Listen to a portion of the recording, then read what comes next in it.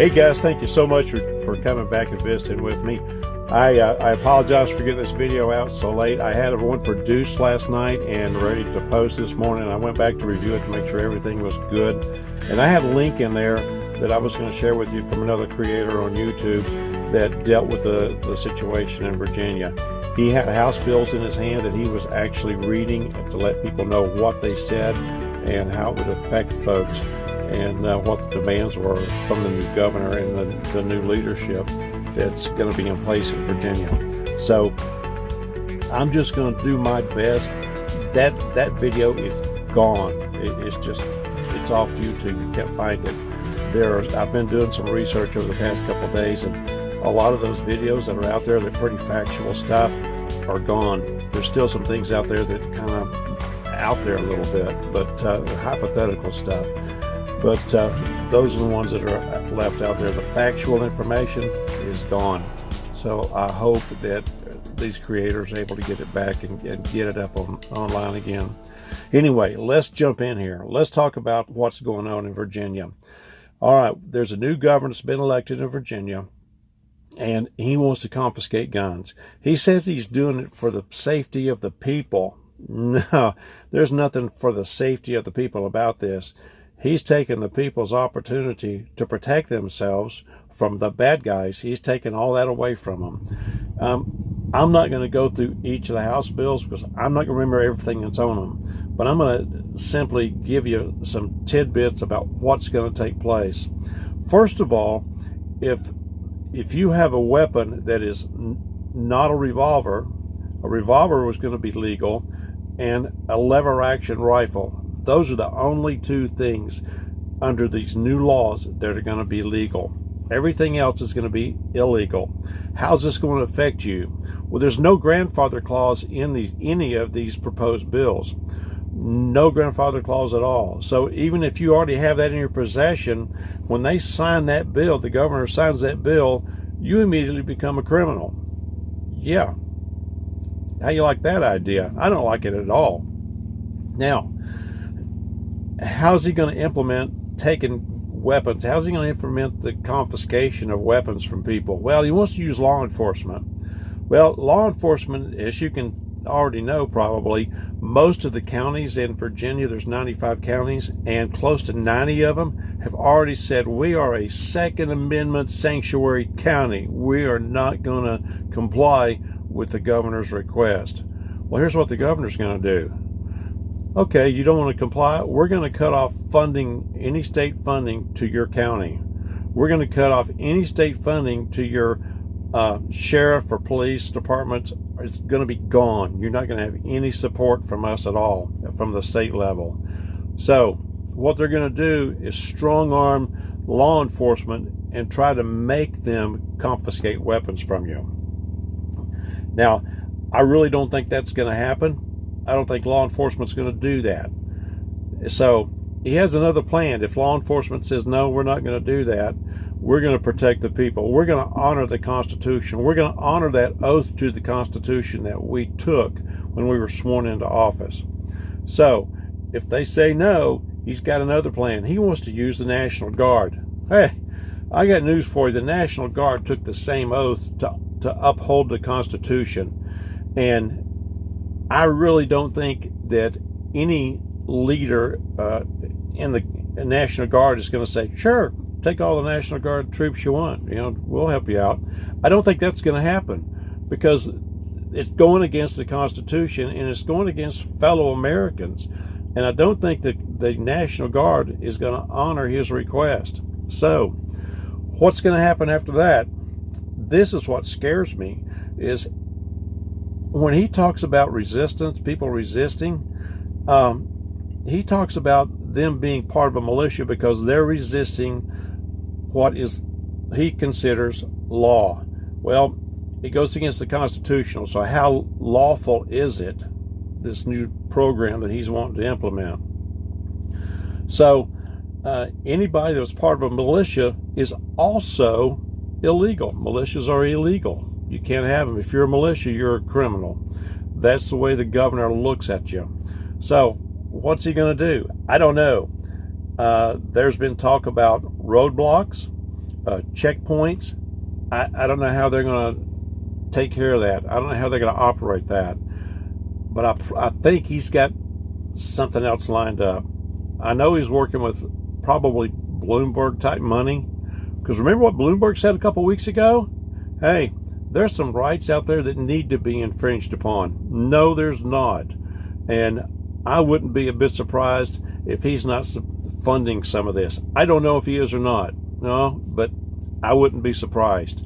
So I know that the governor and the folks, his cronies, have put plans together. These bills that are out there are written too well. They're too specific. And they've even put a clause at the end of each one of those bills that says, basically, just in case we miss something, we have the right to go back and claim it too. So they're really protecting themselves in the gun confiscation. They want your guns. Take a look at your history classes. What happened over in Europe when communism started going into places? What'd they do? The first thing they did was take away guns. Folks, this is not a Democrat or Republican issue. This is an American issue. It's American versus communism, plain and simple. You can call it socialism. You can call it whatever you want. I don't care. It's communism. And there's no other way to look at it. You can powder coat it, fluff it up, make it look pretty. It's still ugly old communism when you strip it down. All right, let's move on. So, he's got plans. He knows how he's going to operate. If things don't work out his way, he's got plan B to come in. If that doesn't work out, he's got plan C that he's going to use. How he's going to do it, I don't know. I don't understand all the ins and outs of this. One question that I had on it is, how legal is this? Why are people letting this guy be the governor? How come there's not something going on to remove him from office? Well, I found out late last night that there is legislation out there. People are filing lawsuits and to take him out of office. Because here's the scenario. On January the 20th, he's going to swear an oath to the Constitution as they swear him into office. And then soon after that, he's going to go against the Second Amendment of the Constitution and start confiscating guns. There's a conflict there, and I see that as how people are going to jump in here and say, "Now we got to get this guy out of office." Like I said, there's too many people coming together on this issue to be a political issue. Republican, Democrat, right, left. There's too many people coming in. There were two situations this past week where they were having town hall meetings that people could not get into the facility. And they decided to have it in large facilities and high school gyms and places like that. And there were two of them that were packed, standing room only, people out in the foyer and the doorways.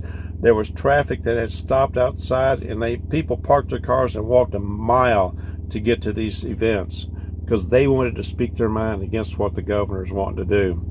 So it's uniting the people in Virginia. So here's what I want us to do as fellow Americans, okay?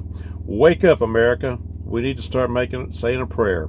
We need to pray for God's leadership, God's protection over the citizens. We need to pray for God's protection and leadership over the law enforcement, the National Guard, and whoever else the governor wants to call in there. There's going to be a political battle take place in that state with what's going on right now. And like I said, it's not going to be Republican, it's not going to be Democrat, it's going to be an American revolution, because we're going to stand up. The people down there are standing up against something that is not American. They're making a stand, and we need to make a stand too. I understand that the governor has planned for roadblocks, checkpoints as you call them. We have DUI checkpoints all the time, but I understand that he's planning on checkpoints on roads to keep people like you and I from going in and supporting the militias that are there. I heard a guy today that's part of a militia in Delaware, and he travels into Virginia all the time with work, and he's talked to his buddies in his militia group that he's in, and they have contacted the central, whoever's leading up the militias in Virginia, to say, we'll support you, we'll be there. So here's what's happening with militias in Virginia is, everybody has their own little militia to protect their own little part of town or their neighborhood or family or friends or whatever. Well, they're all coordinating and they're working through one group. And so what the resistance to the confiscation is going to take place is going to be very organized. And so people are going to have responsibilities. Each group is going to have their own responsibilities. This is what you're going to take care of. This is where you're going to do it. They've already making plans to protect the people. And it's not to give a military battle type of protection, but it's just to protect the people. So there's a lot going on there that we're just going to have to wait and see. Speaking of waiting and seeing, I guarantee you there's a lot of other states across this country that are keeping a real close eye on what's going to happen in Virginia. And if the governor down there is going to be able to accomplish his goal of gun confiscation, there's going to be other states that are going to fall right in behind him and do the same darn thing. That's why we need to stop this in its tracks. We need to stand up and unite as Americans and say no to this knucklehead. And I got to stop because I'm going to get carried away if I don't. Anyway, guys, I appreciate you. If you like the content, subscribe, share it with your friends. If there's folks that you think will appreciate it, I want to hear your comments. Send me your comments, plain and simple. I want to know where you stand. And let's pray for our country. Let's pray for these people down there in Virginia. Let's pray for the leadership. Let's pray for these militias, that God directs everybody so that people are safe and things are accomplished correctly and not in just a radical way, okay? But it's a sensible way to handle things. All right, I'm going to call it quits. Guys, thank you so much for joining in with me. New subscribers, thank you so much. I appreciate you, and thanks for the comments that y'all been giving to me. I appreciate those so much, and I'll see you down the road. Next week, I'm going to give you something that you're going to really like. It's going to be dealing with folks who are hurting, going through death, going through illnesses, those kind of financial situations, those kind of things. And when people are hurting, it's hard for us to talk to them because we don't know how to talk to them. We're uncomfortable. How do we address the issue with them? What do we talk to them about? Those kind of things. I've got some instruction for you like that. I've got somebody that's going to cooperate with me on that, and I think you'll really like that, okay? All right, guys, enough of this. Y'all take care. I'll see you down the road. Bye.